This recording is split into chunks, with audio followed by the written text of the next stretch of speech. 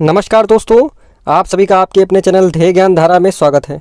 आज हम लोग यूपी ट्रिपल एस सी पेट 2023 एग्ज़ाम के लिए इतिहास सब्जेक्ट से हिस्ट्री से जो अंकित भाटी सर का प्रैक्टिस सेट था, प्रैक्टिस बुक थी, उससे जो टॉप 50 प्रश्न हैं लिए गए हैं सभी 15 सेटों को देख करके उसमें जो चुनिंदा 50 प्रश्न निकाले गए हैं वह सभी आपके पेट एग्ज़ाम 2023 के लिए काफ़ी महत्वपूर्ण साबित होने वाले हैं।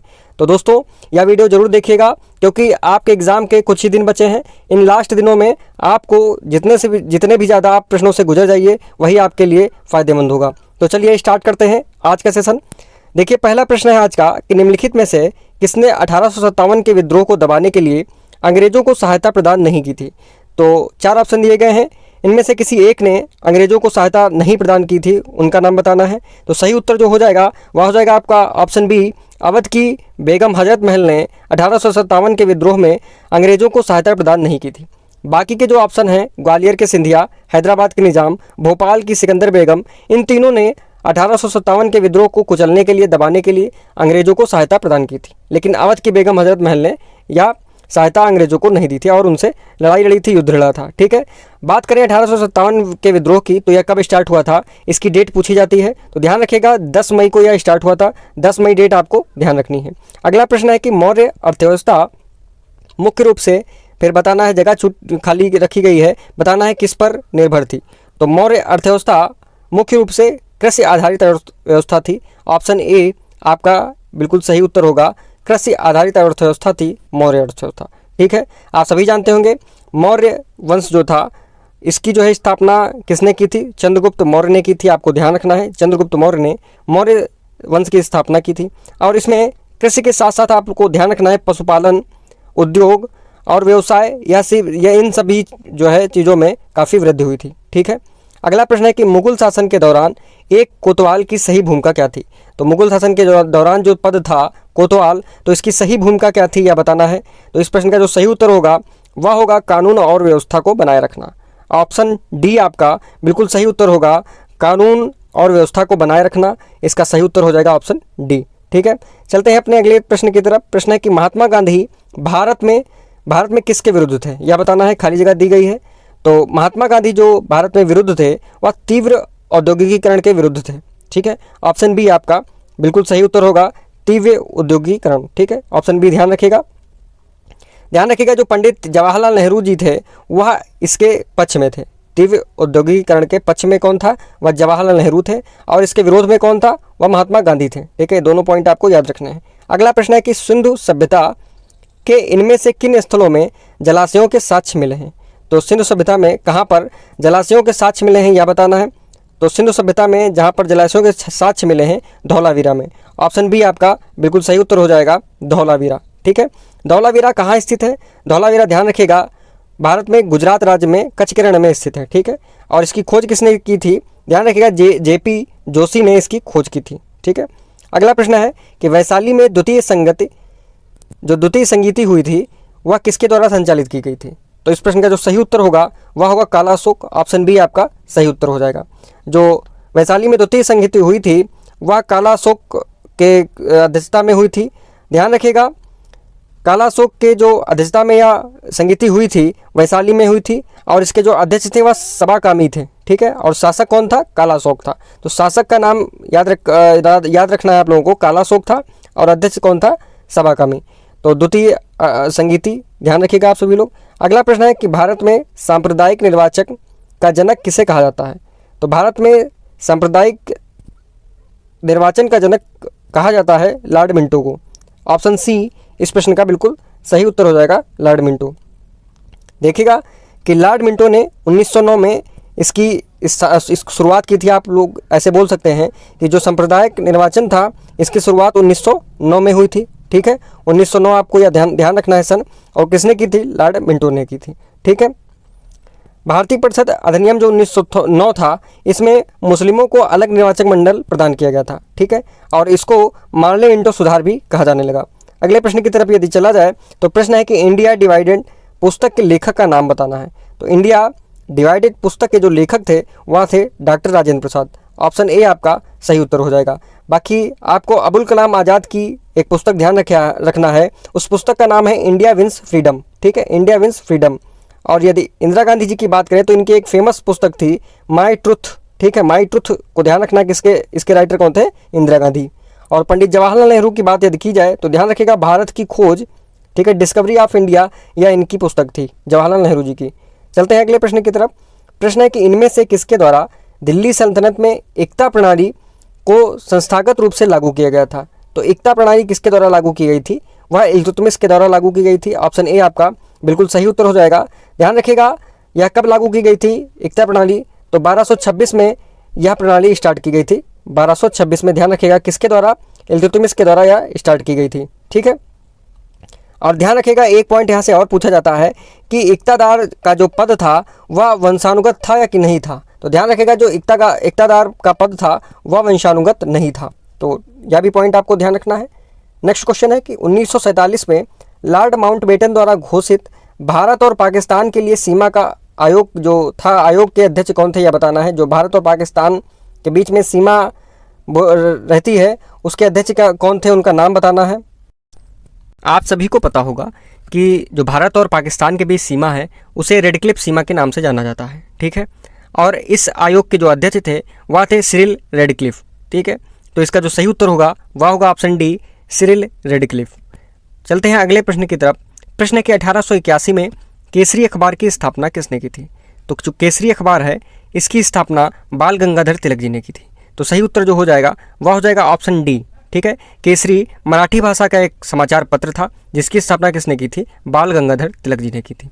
अगला प्रश्न है कि महात्मा गांधी ने भारत में फिर खाली जगह दी गई है, फिर बताना है कि स्थापना की सिफारिश की जहां लोग सरल जीवन एवं उच्च सोच के आदर्श का अनुसरण करते थे। तो इसका जो सही उत्तर होगा वह होगा ऑप्शन डी, आदर्श गांव। ऑप्शन डी आपका सही उत्तर हो जाएगा, ठीक है। महात्मा गांधी जी ने भारत में आदर्श गांव की स्थापना की सिफारिश की थी, ठीक है, यह ध्यान रखिएगा। और यदि करंट अफेयर से इसको रिलेट किया जाए तो जो भारत सरकार है इसने ध्यान रखिएगा 11 अक्टूबर 2014 को सांसद आदर्श ग्राम योजना की शुरुआत की थी, ठीक है। 2014 में सांसद आदर्श ग्राम योजना की स्टार्टिंग हुई थी। अगला प्रश्न है कि निम्नलिखित में से किस वेद को गीत की पुस्तक या मंत्रों का वेद या गीत का योग भी कहा जाता है। काफ़ी महत्वपूर्ण प्रश्न है, आपको 3 पॉइंट इसमें दिए गए हैं, किसी एक पॉइंट को लेकर के आपको एग्जाम में यह प्रश्न मिल सकता है। तो इस प्रश्न का जो सही उत्तर होगा वह होगा ऑप्शन ए, सामवेद। देखिए सामवेद को मंत्रों का वेद भी कहा जाता है, गीतों का योग भी कहा जाता है और गीतों की या गीत की पुस्तक कही जाती है, ठीक है। ध्यान रखेगा सामवेद इसका सही उत्तर हो जाएगा। ध्यान रखिएगा सामवेद जो है इसमें टोटल 1869 मंत्र हैं जिसमें 1474 जो हैं वह ऋग्वेद से ही ले लिए गए हैं, ठीक है। ध्यान रखिएगा प्रश्न आपको ऐसे भी दे सकता है कि ऐसे वेद का नाम बताइए जिसमें ज़्यादातर मंत्र जो है वो ऋग्वेद से लिए गए हैं, तो आपको उस वेद का नाम बताना है सामवेद, ठीक है। चलते हैं अगले प्रश्न की तरफ। प्रश्न है कि पार्श्वनाथ जो एक क्षत्रिय और बनारस के राजा अशोसेन के पुत्र थे वह फिर खाली जगह आपको दी गई है। पूछ रहा है कि कौन से नंबर के जैन तीर्थंकर बने। तो जो पार्श्वनाथ थे वह 23वें जैन तीर्थंकर बने। ऑप्शन ए आपका बिल्कुल सही उत्तर हो जाएगा, ठीक है, 23वें। और यदि पूछा जाए 24वें नंबर के तीर्थंकर कौन थे तो वो महावीर स्वामी थे, ठीक है। और इसी के साथ यदि फर्स्ट पूछा जाए पहले तीर्थंकर कौन हुए तब वह ऋषभदेव थे, आप सभी को पता होगा, ठीक है। और जैसे कि आपको प्रश्न में दिया गया है पार्श्वनाथ जो तीर्थंकर हैं इनका नाम दिया गया है आपके सामने। तो पार्श्वनाथ का यदि चिन्ह पूछा जाए कि इनका प्रतीक कौन सा था तो ध्यान रखिएगा इनका प्रतीक था सर्प, ठीक है। सर्प फन जो रहता है वह इनका प्रतीक था। चलते हैं अगले प्रश्न की तरफ। प्रश्न है कि अशोक के शासनकाल की सबसे महत्वपूर्ण घटना कलिंग आधुनिक युग में फिर खाली जगह पर दी गई पर विजय थी जो उनके जीवन का एक महत्वपूर्ण परिवर्तन सिद्ध हुआ। तो ध्यान रखिएगा जो पूछा जा रहा है प्रश्न में कि कलिंग जो था वह आधुनिक युग में किस राज्य में है या कहाँ है। तो इस प्रश्न का जो सही उत्तर होगा वह होगा ऑप्शन डी। देखिए जो उस समय अशोक के शासनकाल में जो महत्वपूर्ण घटना घटी थी कलिंग का युद्ध हुआ था, आप सभी परिचित होंगे। और यह कब हुआ था तो 261 ईसा पूर्व में लड़ा गया था यह युद्ध। तो इसकी आपको इसका समय भी याद रखना है, 261 ईसा पूर्व में कलिंग का युद्ध लड़ा गया था, ठीक है। तो यह वर्तमान समय में कलिंग कहाँ है तो उड़ीसा में है, आपको यह भी ध्यान रखना है। ऑप्शन डी आपका सही उत्तर हो जाएगा। अगला प्रश्न है कि निम्नलिखित में से कौन सा विकल्प जो है सुमेलित नहीं है, सही मिलान नहीं है। देखिए एक तरफ आपके नारे दिए गए हैं, ठीक है, स्लोगन्स, दूसरी तरफ उनको देने वाले का नाम दिया गया है। तो इसमें जो सही एक विकल्प नहीं है उसका चयन करना है। तो जो सही उत्तर हो जाएगा वह हो जाएगा ऑप्शन ए, करो मरो। यह किसका नारा था? लाला लाजपत राय का। ठीक है, ध्यान रखिएगा, करो मरो जो नारा था या महात्मा गांधी जी का नारा था। ठीक है, तो यही जो आपका विकल्प है यह गलत हो जाएगा, लाला लाजपत राय जी का यह नारा नहीं था। ठीक है, अब यदि बात की जाए दूसरे बी ऑप्शन की, इंकलाब जिंदाबाद, तो इसको भगत सिंह ने दिया था, यह सही है। स्वराज मेरा जन्मसिद्ध अधिकार है, बाल गंगाधर तिलक, यह भी सही है। और फिर ये तुम मुझे खून दो और मैं तुम्हें आज़ादी दूंगा, या सुभाष चंद्र बोस जी के द्वारा दिया गया था। ठीक है, तो सही उत्तर जो हो जाएगा, जो सही मिलान नहीं है, वह ऑप्शन ए हो जाएगा। करो या मरो किसके द्वारा दिया गया था? ध्यान रखिएगा, गांधी जी के द्वारा दिया गया था। ठीक है, महात्मा गांधी जी के द्वारा। अगला प्रश्न है कि तख्त-ए-अकबरी नामक एक मंच जहां पर अकबर का सम्राट के रूप में राज्याभिषेक किया गया था, किस राज्य में स्थित है? ठीक है, तख्त-ए-अकबरी या किस राज्य में स्थित है यह बताना है। तो इस प्रश्न का जो सही उत्तर होगा वह होगा ऑप्शन डी, पंजाब। तख्त-ए-अकबरी उस समय में पंजाब में स्थित था जहां पर अकबर सम्राट का राज्याभिषेक हुआ था। और राज्याभिषेक कब हुआ था? ध्यान रखिएगा, वह डेट पूछी जाती है, 14 फरवरी आपको ध्यान रखना है, 14 फरवरी 1556 में। कब हुआ था? 14 फरवरी 1556 में अकबर का राज्याभिषेक हुआ था पंजाब में। अगला प्रश्न है कि निम्नलिखित में से कौन सा हड़प्पा स्थल शिल्पकलाओं के उत्पादन से संबंधित नहीं है? तो शिल्पकलाओं के उत्पादन से कौन सा हड़प्पा स्थल संबंधित नहीं है? तो वह है मांडा। ऑप्शन बी आपका बिल्कुल सही उत्तर हो जाएगा, मांडा शिल्पकलाओं से संबंधित नहीं है। ठीक है, चलते हैं अपने अगले प्रश्न की तरफ। प्रश्न है कि निम्नलिखित में से किसे शेर बलिया के नाम से भी जाना जाता है? देखिए, इस प्रश्न में आप सभी लोग स्टार लगा लीजिए। आपके पीसीएस की प्री परीक्षा में, आरओ की प्री परीक्षा में और बाकी अदर कॉम्पिटिटिव एग्जाम में भी यह प्रश्न पूछा जा चुका है। शेर बलिया के नाम से किसे जाना जाता है? तो आपको इसका सही उत्तर देना है। इसका जो सही उत्तर हो जाएगा वह हो जाएगा ऑप्शन सी, चित्तू पांडे। ठीक है, ऑप्शन सी इस प्रश्न का सही उत्तर हो जाएगा। चित्तू पांडे को शेर बलिया के नाम से भी जाना जाता है। देखिए, इन्होंने, चित्तू पांडे जी ने भारत छोड़ो आंदोलन में, जो कि 1942 में हुआ था, काफ़ी महत्वपूर्ण भूमिका निभाई थी, यह भी आपको ध्यान रखना है। ठीक है, इन्होंने 1942 में ही एक समानांतर सरकार की घोषणा की थी बलिया में। तो यह प्रश्न कई बार पूछा गया है कि समानांतर सरकार की स्थापना बलिया में किसने की? चित्तू पांडे में, ध्यान रखिएगा, 1942 में। ठीक है, अगला प्रश्न है कि दिल्ली के कुतुब मीनार दुनिया का सबसे ऊंचा ईंट का बना मीनार है। इनमें से कौन सा राजा ने इस निर्माण में योगदान नहीं दिया था? तो उस राजा का नाम बताना है। तो इसका जो सही उत्तर होगा ऑप्शन सी, अलाउद्दीन खिलजी का इसमें कोई योगदान नहीं था। ठीक है, बाकी इसकी शुरुआत किसने की थी? आप सभी को पता होगा, कुतुबुद्दीन ऐबक ने। ठीक है, गुलाम वंश के थे शासक कुतुबुद्दीन ऐबक ने इसकी नींव रखी थी। उसके बाद बाकी जो 3 मंजिलें थी वह इल्तुतमिश ने बनवाई थी। बाकी की जो लास्ट 5वीं मंजिल थी उसको फिरोज शाह ने जो है पूरी करवाया था। अब अगले प्रश्न की तरफ चलते हैं। प्रश्न है कि ब्रिटिश संसद के किस अधिनियम के अंतर्गत प्रांतों में जिम्मेदार सरकार का प्रावधान किया गया था? तो जिम्मेदार सरकार का जो प्रावधान किया गया था 1935 के अधिनियम में किया गया था। ऑप्शन ए आपका बिल्कुल सही उत्तर हो जाएगा, 1935 का अधिनियम। ठीक है, इसके अंतर्गत प्रांतों में द्वैध शासन समाप्त कर दिया गया था और केंद्रों में द्वैध शासन की स्टार्टिंग कर दी गई थी। ठीक है, और यदि बात किया जाए जो ऑप्शन सी में दिया गया है 1919 का अधिनियम, इसको किस नाम से जानते हैं? मॉन्टेग्यू चेम्सफोर्ड के सुधार के नियम के नाम से, अधिनियम के नाम से भी इसको जानते हैं। ठीक है, और 1892 का जो अधिनियम है यह भारत परिषद अधिनियम है। और बचा ऑप्शन बी में जो आपका 1909 का अधिनियम है, इसे हम लोग मार्ले मिंटो सुधार के नाम से भी जानते हैं, जैसा कि हम लोगों ने अभी पिछले प्रश्न में इसका डिस्कशन कर लिया है। अगला प्रश्न है कि चीनी यात्री इत्सिंग, फिर खाली जगह दी गई है, में 3 वर्ष ठहरकर संस्कृत की शिक्षा जो है इसने ग्रहण की थी। तो चीनी यात्री जो आया था इत्सिंग, इसने कहाँ पर 3 वर्ष रहकर संस्कृत सीखी थी? तो यह उत्तर बताना है। तो इसका सही उत्तर हो जाएगा ताम्रलिप्त। ऑप्शन ए इस प्रश्न का सही उत्तर हो जाएगा। ताम्रलिप्त में इत्सिंग चीनी बौद्ध यात्री आया था और इसने 3 वर्ष यहाँ पर रहकर संस्कृत की शिक्षा ग्रहण की थी। ठीक है, चलते हैं अगले प्रश्न की तरफ। प्रश्न है कि भारत में वंदे मातरम नामक पत्रिका की स्थापना किसने की थी?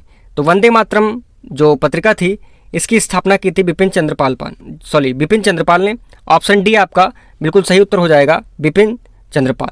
ठीक है, अब वंदे मातरम पत्रिका के संपादक, ध्यान रखिएगा, यह जो थी यह पत्रिका थी। और यदि आपसे पूछा जाए वंदे मातरम पत्र का संपादक कौन था, तो अरबिंदो जो थे, अरबिंदो घोष, अरबिंदो ने इसका संपादन किया था। ठीक है, चलते हैं अगले प्रश्न की तरफ। प्रश्न है, देखिए प्रश्न में एक तरफ मुगल शासक के नाम दिया गया है और दूसरी तरफ उनके जो शासनकाल में विदेशी यात्री हुए थे उनका नाम दिया गया है। तो इसमें सही मिलान बताना है कि कौन सा सही है। तो ध्यान रखिएगा जो विलियम हॉकिंस था यह किसके शासनकाल में आया था? ध्यान रखिएगा यह आया था जहांगीर के शासनकाल में। तो आपका ए बिल्कुल गलत हो जाता है। ठीक है। अब यदि बात करें ह्वेनसांग किसके काल में आया था? तो ह्वेनसांग आप सभी को ध्यान रखना है यह आया था हर्षवर्धन के टाइम पीरियड में। ठीक है। ह्वेनसांग किसके टाइम पीरियड में आया था? हर्षवर्धन के टाइम पीरियड में।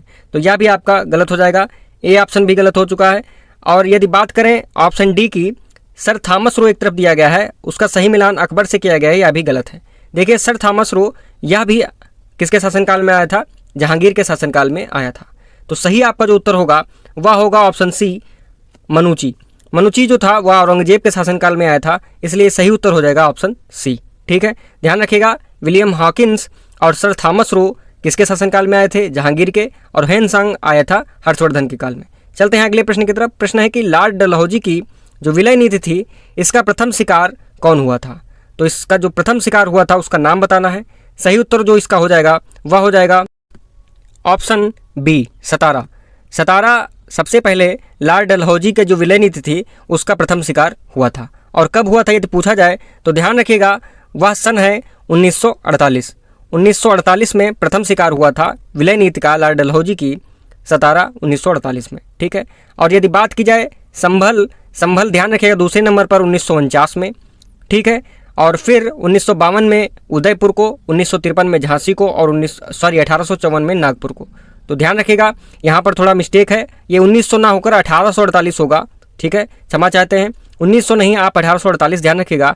1848 में सतारा को इसने जो है विलय नीति के तहत इसको मिलाया था, ध्यान रखिएगा। बाकी के जो 1849 में संभल, 1852 में उदयपुर और 1853 में झांसी। ठीक है।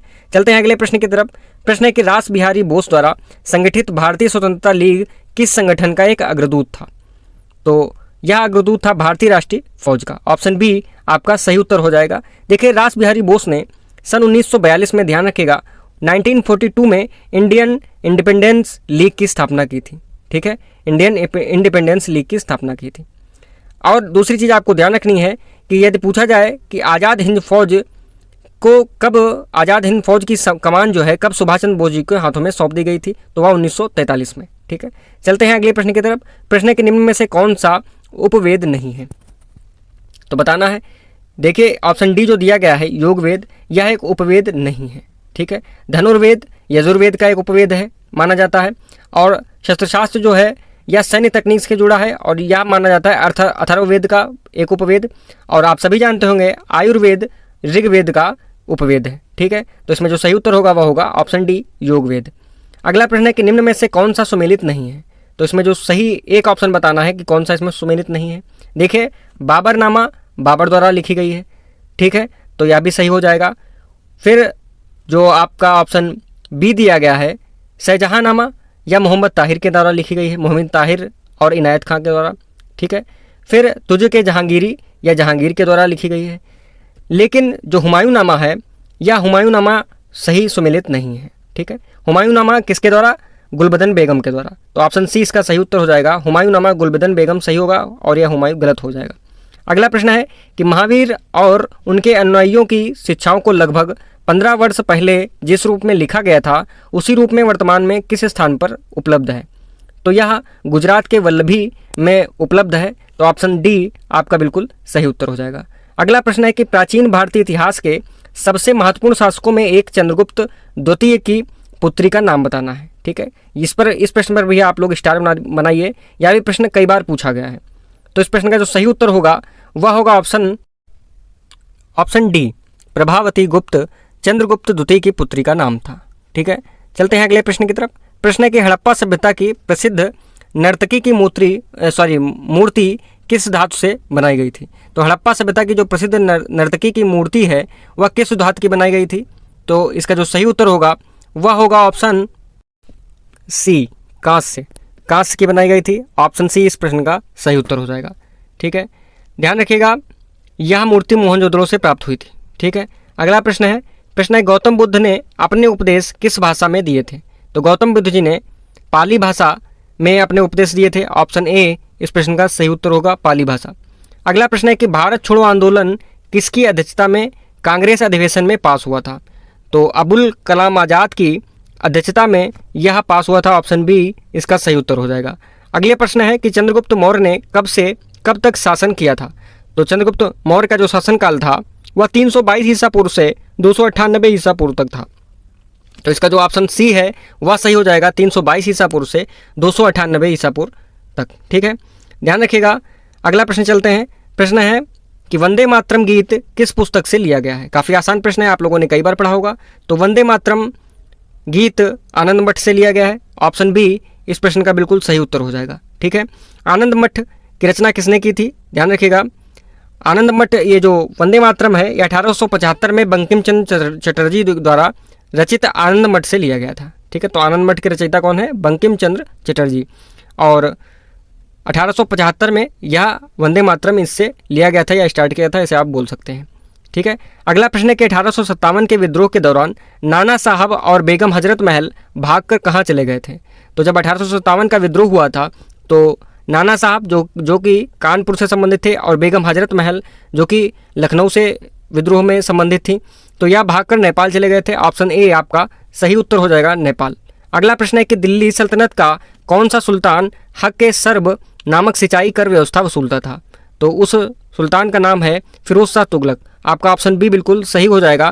फिरोज शाह तुगलक को जो है इसने हक़-ए-सर्ब नामक एक सिंचाई कर व्यवस्था स्टार्ट की थी। ध्यान रखिएगा, FST मतलब फिरोज शाह तुगलक ने। अगला प्रश्न है कि 1824 ईस्वी में सिपाहियों ने ईस्ट इंडिया कंपनी के लिए लड़ने के लिए समुद्र मार्ग से कहाँ जाने के लिए इनकार कर दिया था। तो बर्मा जाने के लिए इनकार कर दिया गया था। ऑप्शन डी आपका सही उत्तर हो जाएगा, ऑप्शन डी। 1824 में जो ईस्ट इंडिया कंपनी ने लड़ने के लिए समुद्र मार्ग से सिपाहियों को भेजा था, तो वहाँ आधे रास्ते से ही सिपाहियों ने मना कर दिया था बर्मा कूच के लिए कि हम वहाँ नहीं जाएंगे। ठीक है, अगला प्रश्न है कि सारागढ़ी की लड़ाई किस वर्ष लड़ी गई थी। तो सारागढ़ी की लड़ाई कब लड़ी गई थी, तो बताना है 1897 में सारागढ़ी की लड़ाई लड़ी गई थी। ऑप्शन बी आपका सही उत्तर हो जाएगा, 1897 में। ठीक है, चलते हैं अगले प्रश्न की तरफ।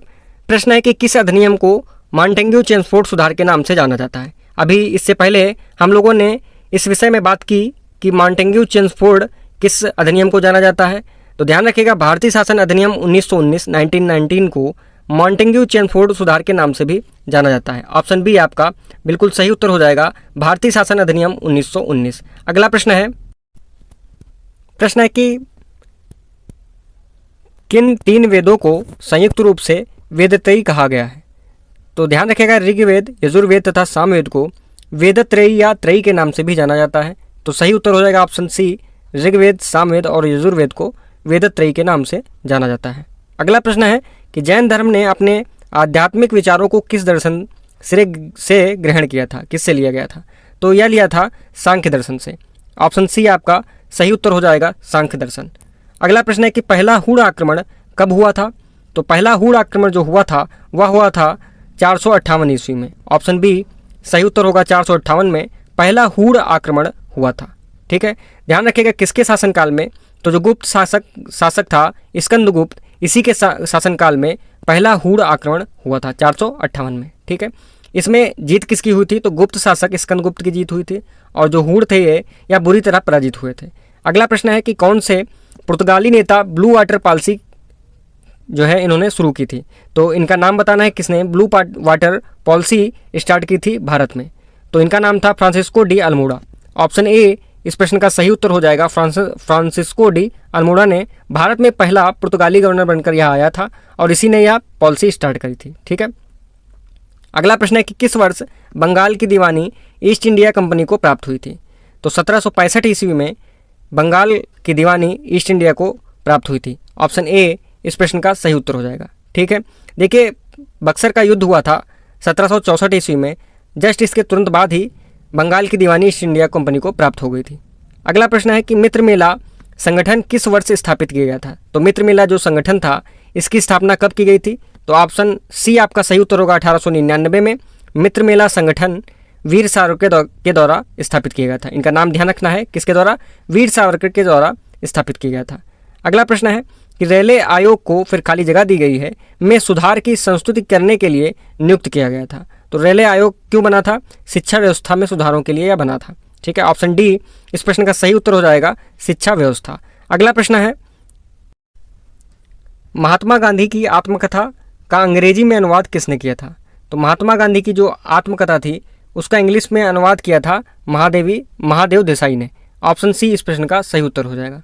ठीक है, महात्मा गांधी की कुछ पुस्तकें हैं, आपको ध्यान रखना है, जैसे कि हिंद स्वराज, और सबसे महत्वपूर्ण पुस्तक है माई एक्सपेरिमेंट विद ट्रुथ। ठीक है, अगला प्रश्न है कि किस एक्ट के तहत कलकत्ता में उच्चतम न्यायालय की स्थापना की गई थी? तो रेगुलेटिंग एक्ट जो 1773 था, उसी के दौरान इसी के नियम से कलकत्ता में एक उच्च न्यायालय की स्थापना की गई थी।